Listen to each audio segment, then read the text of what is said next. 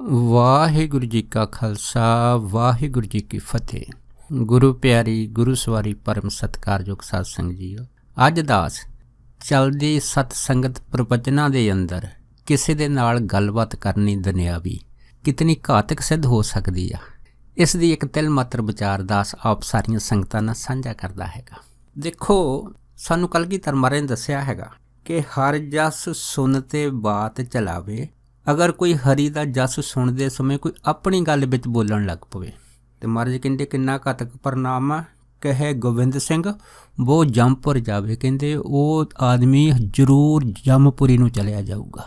ਕਿੰਨਾ ਵੀ ਸਿਆਣਾ ਹੋਵੇ, ਕਿੰਨਾ ਵੀ ਸੁਲਝਿਆ ਹੋਵੇ, ਅਗਰ ਹਰੀ ਕੀਰਤਨ ਦੇ ਦੌਰਾਨ, ਹਰ ਜਸ ਦੇ ਦੌਰਾਨ, ਸਤ ਸੰਗਤ ਦੇ ਦੌਰਾਨ ਕੋਈ ਆਦਮੀ ਆਪਣੀ ਗੱਲਬਾਤ ਵਿੱਚ ਚਲਾਉਣੀ ਸ਼ੁਰੂ ਕਰ ਲਵੇ।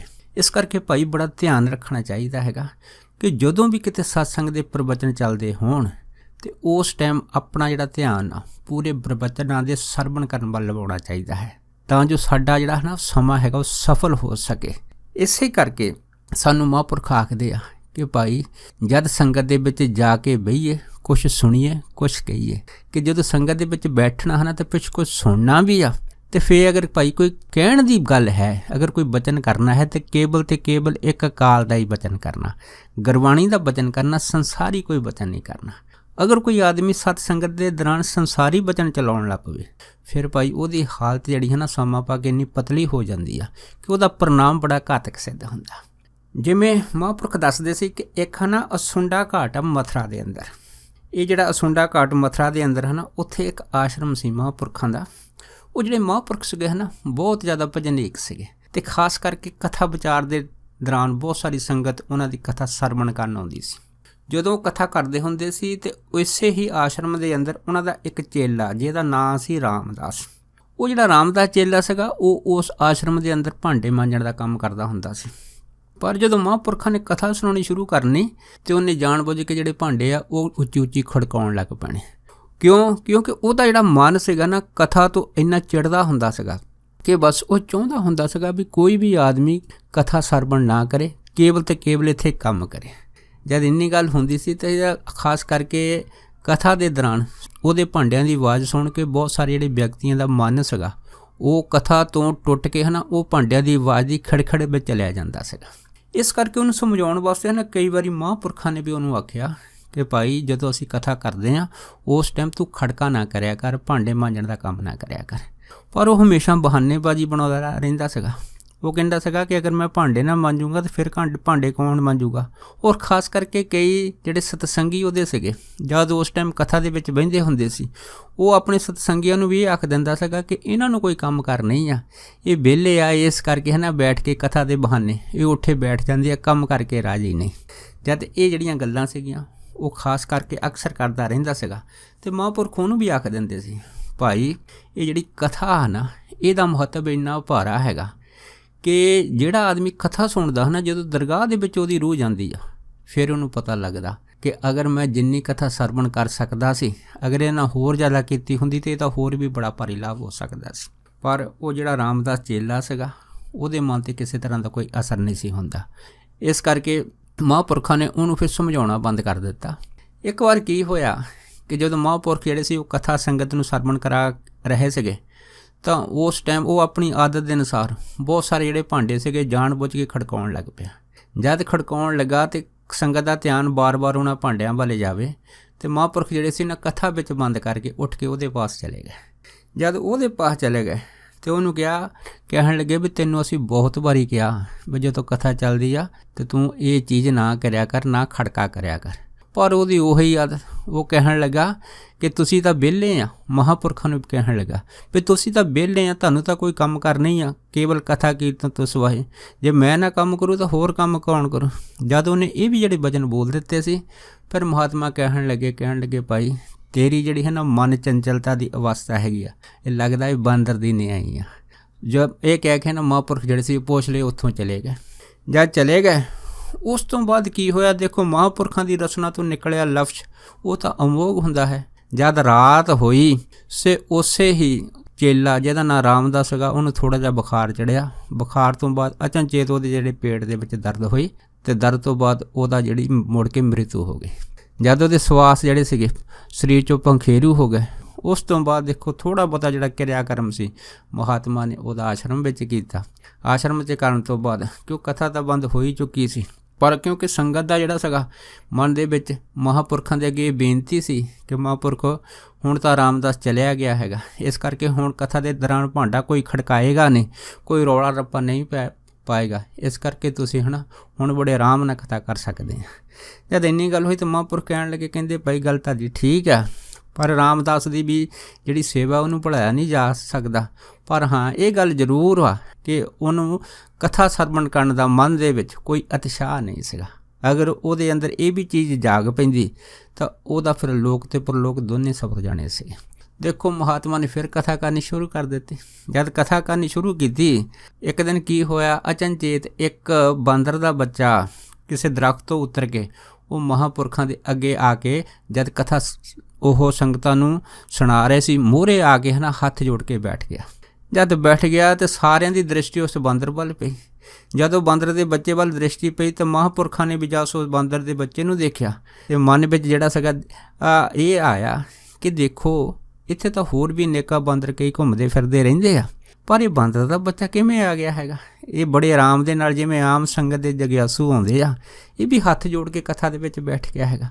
ਜਦ ਮਹਾਂਪੁਰਖਾਂ ਨੇ ਉਸ ਨੂੰ ਥੋੜ੍ਹਾ ਆਪਣੇ ਧਿਆਨ ਦੇ ਨਾਲ ਕੇਂਦਰਿਤ ਕੀਤਾ ਤਾਂ ਮਹਾਂਪੁਰਖ ਕਹਿਣ ਲੱਗੇ, ਕਹਿੰਦੇ ਓਹੋ ਇਹ ਤਾਂ ਉਹੀ ਆ, ਹੈ ਤਾਂ ਬਾਂਦਰ ਹੀ, ਪਰ ਇਹਦੇ ਅੰਦਰ ਜਿਹੜੀ ਰੂਹ ਹੈਗੀ ਆ ਉਹ ਸਾਡਾ ਜਿਹੜਾ ਸੇਵਕ ਚੇਲਾ ਜਿਹਦਾ ਨਾਂ ਰਾਮਦਾਸ ਹੈਗਾ, ਜਿਹੜਾ ਬਰਤਨਾਂ ਦੀ ਸੇਵਾ ਕਰਦਾ ਹੁੰਦਾ ਸੀ ਉਹ ਹੈ, ਅਤੇ ਇਹਨੂੰ ਹੁਣ ਬਾਂਦਰ ਦੀ ਜੂਨ ਪ੍ਰਾਪਤ ਹੋ ਗਈ ਆ। ਜਦ ਇੰਨੀ ਮਹਾਤਮਾ ਨੇ ਗੱਲ ਬੁੱਝੀ ਅਤੇ ਮਹਾਤਮਾ ਕਹਿਣ ਲੱਗੇ, ਕਹਿੰਦੇ ਦੇਖੋ ਸੀਗਾ ਤਾਂ ਸਾਡਾ ਚੇਲਾ ਹੀ, ਪਰ ਕਿਉਂਕਿ ਉਸ ਟਾਈਮ ਸਾਡੇ ਮੁੱਖ ਦੇ ਵਿੱਚੋਂ ਇਹ ਨਿਕਲ ਗਿਆ ਸੀ ਕਿ ਇਹਦਾ ਜਿਹੜਾ ਮਨ ਵਾਹਨ ਹੈ ਇਹਦੀ ਚੰਚਲਤਾ ਬਾਂਦਰ ਦੀ ਨਹੀਂ ਆ, ਅਤੇ ਦੇਖੋ ਛੋਟਾ ਜਿਹਾ ਲਫ਼ਜ਼ ਕਿਹਾ ਹੋਇਆ ਉਹਦੀ ਕਿੱਡੀ ਭਾਰੀ ਸਜ਼ਾ ਦਾ ਕਾਰਨ ਬਣ ਗਿਆ ਕਿ ਉਹਨੂੰ ਜੂਨ ਉਸ ਪਰਮੇਸ਼ਰ ਨੇ ਬਾਂਦਰ ਦੀ ਦੇ ਦਿੱਤੀ। ਜਦ ਇੰਨੀ ਗੱਲ ਹੋਈ ਤਾਂ ਫਿਰ ਮਹਾਂਪੁਰਖਾਂ ਨੂੰ ਦੇਖੋ ਸੰਕੋਚ ਨਹੀਂ ਸੀਗਾ, ਉਹਨਾਂ ਨੇ ਉਸੇ ਟਾਈਮ ਉਸ ਬਾਂਦਰ ਦੇ ਬੱਚੇ ਵੱਲ ਦੇਖਦੇ ਹੋਏ ਭਰੀ ਸੰਗਤ 'ਚ ਕਹਿਤਾ, ਕਹਿੰਦੇ ਵੀ ਕਿਉਂ ਰਾਮਦਾਸ ਹੁਣ ਤੂੰ ਕਥਾ ਸਰਵਣ ਕਰਨੀ ਕਿ ਨਹੀਂ ਕਰਨੀ। ਜਦ ਇੰਨੀ ਗੱਲ ਹੋਈ ਆ ਤਾਂ ਕਹਿੰਦੇ ਵੀ ਉਹ ਜਿਹੜਾ ਬਾਂਦਰ ਦਾ ਬੱਚਾ ਸੀਗਾ ਨਾ ਕੁਛ ਨਹੀਂ ਬੋਲਿਆ, ਮਹਾਂਪੁਰਖਾਂ ਵੱਲ ਦੇਖਦਾ ਗਿਆ, ਕਿਉਂਕਿ ਉਹਦੀ ਚੇਤਨ ਸੱਤਾ ਅੰਦਰੋਂ ਪੂਰੀ ਸੀ, ਪਰ ਸਰੀਰ ਜਿਹੜਾ ਸੀਗਾ ਉਹ ਬਾਂਦਰ ਦਾ ਸੀਗਾ। ਅਤੇ ਮਹਾਂਪੁਰਖ ਕਹਿਣ ਲੱਗੇ, ਭਾਈ ਹੁਣ ਤੂੰ ਮੈਨੂੰ ਇਹ ਦੱਸ ਕਿ ਕਥਾ ਦੇ ਦੌਰਾਨ ਭਾਂਡਿਆਂ ਦਾ ਖੜਕਾ ਤਾਂ ਨਹੀਂ ਕਰਨਾ ਹੈਗਾ, ਆਪਣੇ ਸੰਗੀ ਸਾਥੀਆਂ ਨੂੰ ਬੋਲ ਕਬੋਲ ਤਾਂ ਨਹੀਂ ਬੋਲਣੇ। ਜਦ ਇੰਨੀ ਗੱਲ ਹੋਈ ਤਾਂ ਦੇਖੋ ਹੁਣ ਬਾਂਦਰ ਲਫ਼ਜ਼ੀ ਕੁਛ ਬੋਲ ਨਹੀਂ ਸਕਦਾ, ਪਰ ਆਪਣੀ ਆਵਾਜ਼ ਦੇ ਵਿੱਚ ਊ ਕਰੇ ਕਿ ਮੈਂ ਤੋਂ ਜੋ ਗਲਤੀ ਹੋ ਗਈ ਸੀ ਉਸ ਮਨੁੱਖਾ ਜਨਮ ਦੇ ਅੰਦਰ ਉਹ ਮੈਂ ਦੁਬਾਰਾ ਨਹੀਂ ਕਰੂੰਗਾ। ਜਦ ਇੰਨੀ ਗੱਲ ਹੋਈ ਤਾਂ ਫਿਰ ਮਹਾਂਪੁਰਖ ਕਹਿਣ ਲੱਗੇ, ਕਹਿੰਦੇ ਭਾਈ ਬਈ ਰਾਮਦਾਸ ਤੂੰ ਇਸ ਤਰ੍ਹਾਂ ਕਰਿਆ ਕਰ, ਹੁਣ ਤੂੰ ਰੋਜ਼ ਕਥਾ ਜਾਇਆ ਕਰ, ਇੱਥੇ ਬੈਠ ਕੇ ਕਥਾ ਸਰਵਣ ਕਰਿਆ ਕਰ। ਦੇਖੋ ਜਦੋਂ ਮਹਾਂਪੁਰਖਾਂ ਨੇ ਉਹ ਕਥਾ ਜਿਹੜੀ ਸੰਗਤ ਨੂੰ ਸਰਵਣ ਕਰਨੀ, ਉਸ ਬਾਂਦਰ ਨੇ ਉਸੇ ਹੀ ਆਸ਼ਰਮ ਦੇ ਜਿਹੜੇ ਦਰਖਤ ਹੁੰਦੇ ਸੀ ਅੰਦਰ ਉਹਨਾਂ ਉੱਤੇ ਬੈਠੇ ਰਹਿਣਾ, ਰਾਤ ਨੂੰ ਸਵੇਰੇ ਉੱਤਰ ਕੇ ਕਥਾ ਦੇ ਦੌਰਾਨ ਸੰਗਤ ਦੇ ਵਿੱਚ ਹੱਥ ਜੋੜ ਕੇ ਮੂਹਰੇ ਬੈਠ ਜਾਣਾ। ਅਤੇ ਸਾਰੇ ਸੰਗਤ ਦੇ ਜਿਹੜੇ ਜਗਿਆਸੀ ਸੀ ਉਹਨਾਂ ਨੂੰ ਪਤਾ ਲੱਗ ਗਿਆ ਕਿ ਇਹ ਜਿਹੜਾ ਬਾਂਦਰ ਹੈਗਾ ਅਸਲ 'ਚ ਬਾਂਦਰ ਨਹੀਂ ਆ, ਇਹਦੀ ਰੂਹ ਜਿਹੜੀ ਹੈ ਉਹ ਸਾਡੇ ਚੇਲੇ ਰਾਮਦਾਸ ਦੀ ਆ, ਜਿਹੜਾ ਬਾਂਦਰ ਦੀ ਜੂਨੀ ਪਿਆ ਹੈਗਾ। ਦੇਖੋ ਇਸ ਤਰ੍ਹਾਂ ਕਥਾ ਦੇ ਦੌਰਾਨ ਉਸਨੇ ਕਥਾ ਸਰਵਣ ਕਰਨੀ, ਕਥਾ ਸਰਵਣ ਕਰਕੇ ਬੈਠ ਜਾਣਾ। ਇਸ ਕਰਕੇ ਬਹੁਤ ਸਾਰੀ ਪ੍ਰੇਮ ਦੀ ਜਿਹੜੀ ਅੰਦਰ ਖਿੱਚ ਸੀ ਕਈਆਂ ਸੰਗਤਾਂ ਦੇ ਜਗਿਆਸੂਆਂ ਦੇ ਵਿੱਚ ਵੀ ਪੈਦਾ ਹੋ ਗਈ। ਉਹਨਾਂ ਨੇ ਕਿਹਾ ਵੀ ਹੈ ਤਾਂ ਬਾਂਦਰ ਹੀ ਆ, ਪਰ ਅਸਲ ਦੇ ਵਿੱਚ ਇਹ ਰਾਮਦਾਸ ਦੀ ਰੂਹ ਹੈਗੀ ਜਿਹਨੂੰ ਜਨਮ ਮਿਲ ਗਿਆ ਹੈਗਾ। ਇਸ ਕਰਕੇ ਉਹ ਸੰਗਤਾਂ ਨੇ ਕਈਆਂ ਪ੍ਰੇਮੀਆਂ ਨੇ ਕਈ ਤਰ੍ਹਾਂ ਦੇ ਫਲ ਲਿਆ ਕੇ ਉਹਦੇ ਮੂਹਰੇ ਰੱਖ ਦੇਣੇ। ਜਦ ਰੱਖ ਦੇਣੇ ਦੇਖੋ ਉਹ ਜਿਹੜਾ ਬਾਂਦਰ ਦਾ ਬੱਚਾ ਸੀ ਜਦ ਤੱਕ ਬਾਂਦਰ ਦੀ ਦੇਹੀ ਵਿੱਚ ਰਿਹਾ ਉਹਨੇ ਇੱਕ ਵੀ ਫਲ ਚੱਕ ਕੇ ਆਪਣੇ ਮੂੰਹ ਨੂੰ ਨਹੀਂ ਹਿਲਾਇਆ। ਕਿਉਂ? ਉਹ ਜਿਹੜੇ ਮਹਾਤਮਾ ਕਥਾ ਕਰਦੇ ਹੁੰਦੇ ਸੀ, ਮਹਾਂਪੁਰਖ ਦੱਸਦੇ ਆ ਕਿ ਉਹ ਜਿਸ ਥਾਲੀ ਵਿੱਚ ਜਿਸ ਪੱਤਿਆਂ ਦੇ ਉੱਤੇ ਉਹ ਆਪਣਾ ਬ੍ਰਹਮ ਭੋਜ ਕਰਦੇ ਹੁੰਦੇ ਸੀ, ਉਹਨਾਂ ਪੱਤਰਿਆਂ ਦੀ ਜਿਹੜੀ ਜੂਠ ਸੀਗੀ ਕੇਵਲ ਅਤੇ ਕੇਵਲ ਉਹ ਹੀ ਉਹ ਬਾਂਦਰ ਜਿਹੜਾ ਸੀਗਾ ਉਹ ਖਾਂਦਾ ਹੁੰਦਾ ਸੀਗਾ। ਦੇਖੋ ਪੱਤਲ ਦੀ ਜੂਠ ਖਾ ਕੇ ਉਹਨੇ ਆਪਣੇ ਜੀਵਨ ਦੀ ਜਿਹੜੀ ਇਹ ਜੂਨ ਬਾਂਦਰ ਦੀ ਮਿਲੀ ਸੀ 3 ਸਾਲ ਲੰਘਾਤੀ। ਜਦ ਜੂਨ ਜਿਹੜੀ ਸੀ 3 ਸਾਲ ਬਾਅਦ ਕੱਟੀ ਗਈ, ਉਸ ਤੋਂ ਬਾਅਦ ਜਿਹੜੀ ਕਥਾ ਚੱਲਦੀ ਸੀ ਇਹਦਾ 3 ਸਾਲ ਬਾਅਦ ਜਦ ਮਹਾਂਪੁਰਖਾਂ ਨੇ ਇਸ ਕਥਾ ਦੀ ਸਮਾਪਤੀ ਦਾ ਭੋਗ ਪਾਇਆ ਸੀਗਾ। ਇਸ ਭੋਗ ਤੋਂ ਬਾਅਦ ਜਦ ਅਗਲੇ ਦਿਨ ਫਿਰ ਦੁਬਾਰਾ ਕਥਾ ਸ਼ੁਰੂ ਕਰਨ ਲੱਗੇ ਤਾਂ ਸਾਰੀ ਸੰਗਤ ਨੇ ਕੀ ਦੇਖਿਆ ਕਿ ਉਹ ਜਿਹੜਾ ਬਾਂਦਰ ਰਾਮਦਾਸ ਸੀਗਾ ਉਸ ਸੰਗਤ ਦੇ ਵਿੱਚ ਹਾਜ਼ਰ ਨਹੀਂ ਹੋਇਆ। ਜਦ ਹਾਜ਼ਰ ਨਹੀਂ ਹੋਇਆ ਤੇ ਸਾਰੀ ਸੰਗਤ ਜਿਹੜੀ ਸੀ ਦੇਖਣ ਲੱਗੀ ਕਿ ਅੱਜ ਉਹ ਬਾਂਦਰ ਕਿੱਧਰ ਗਿਆ ਹੈ ਰਾਮਦਾਸ, ਅੱਜ ਉਹ ਕਥਾ 'ਚ ਕਿਉਂ ਨਹੀਂ ਆਇਆ।